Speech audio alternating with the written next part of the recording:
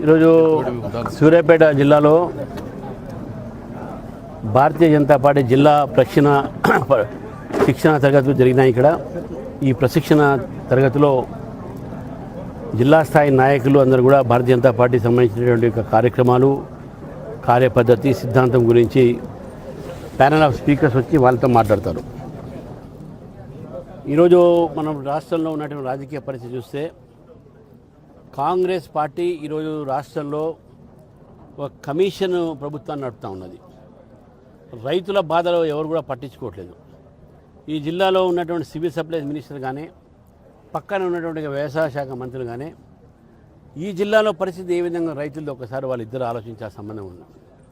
వాళ్ళు ఆలోచించాల్సిన అవసరం ఉన్నది. ఈరోజు రైతులని బలవంతంగా రైస్ మిల్లర్స్కు తక్కువ ధరలో అమ్మాలనేటువంటి పరిస్థితిని నిర్మాణం చేశారు. ఈ యొక్క నేపథ్యంలో రాష్ట్ర ప్రభుత్వాన్ని మేము కోరుతా ఉన్నాము.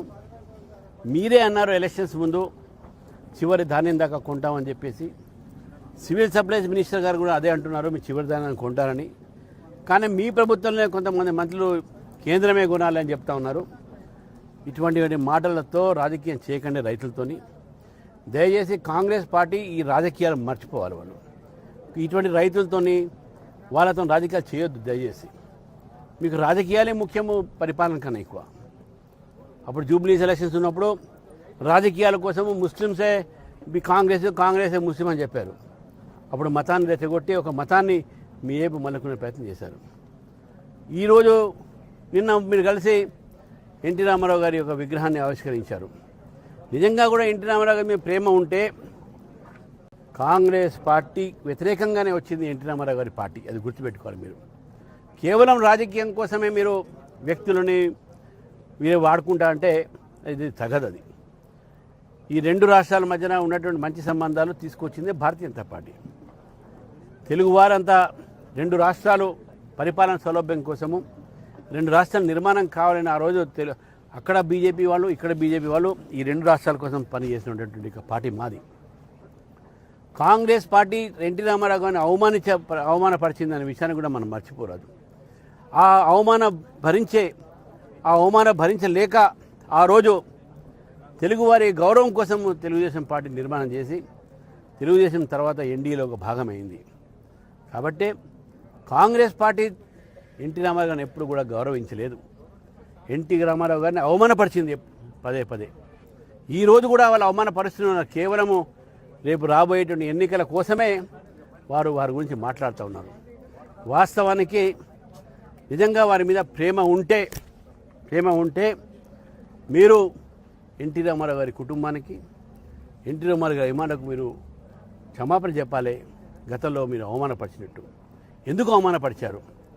కాంగ్రెస్ ముక్త్ భారత్ అనేటటువంటి ఫస్ట్ నిదానం ఇచ్చిందే ఎన్టీ రామారావు గారు.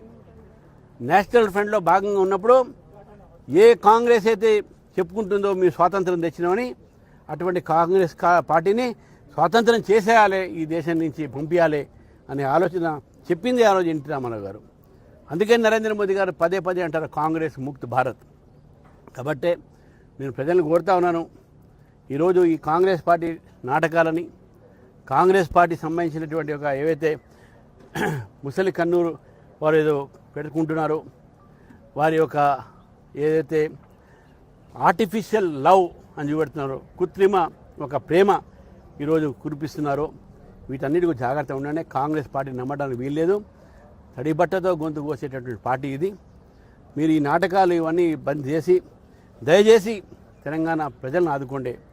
రైతులు, ఈ రాష్ట్రంలో ప్రజలు కూడా ఈ ప్రభుత్వం తీరు చూడాల్సిందిగా, ఈ యొక్క రాష్ట్రంలో మార్పు గురించి ఆలోచించి ఈ రెండు పార్టీలకు అవకాశం ఇచ్చారు.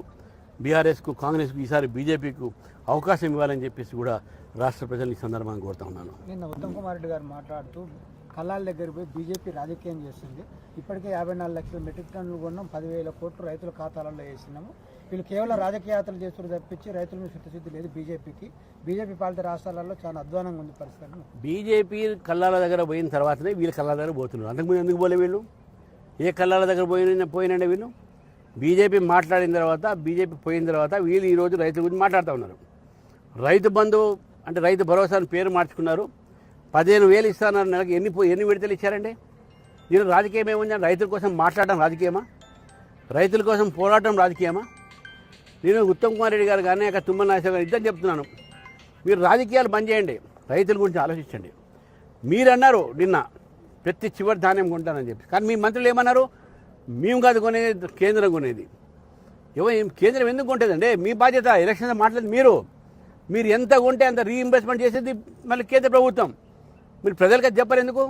మీరు ఒకవైపు కొనలేరు, రైతుల మీద ఒత్తిడి పెట్టి రైస్ మిల్లర్లకు తక్కువలో పడిస్తారు. మీకు రైస్ మిల్లర్స్కు ఏదైనా అనుబంధం ఏంది? మీ మధ్యన ఉన్నట్టు సమझौता ఏముంది మీ మధ్యన? చెప్పండి, ప్రజలు చెప్పండి, రైతులు చెప్పండి. అది చెప్పలేరు. భారతీయ జనతా పార్టీ రైతుల కోసం పోరాడుతుంటే మా మీద అబండాలు అయితే ప్రయత్నం చేస్తున్నారు. రైతు వ్యతిరేకి పార్టీ కాంగ్రెస్ పార్టీ, అది గుర్తుపెట్టుకోవాలి వాళ్ళు. కర్ణాటక ముఖ్యమంత్రి మార్చి ఓబీసీ ముఖ్యమంత్రిని మార్చి, సరే అది వారి పార్టీ అంతర్గత వ్యవహారాలు.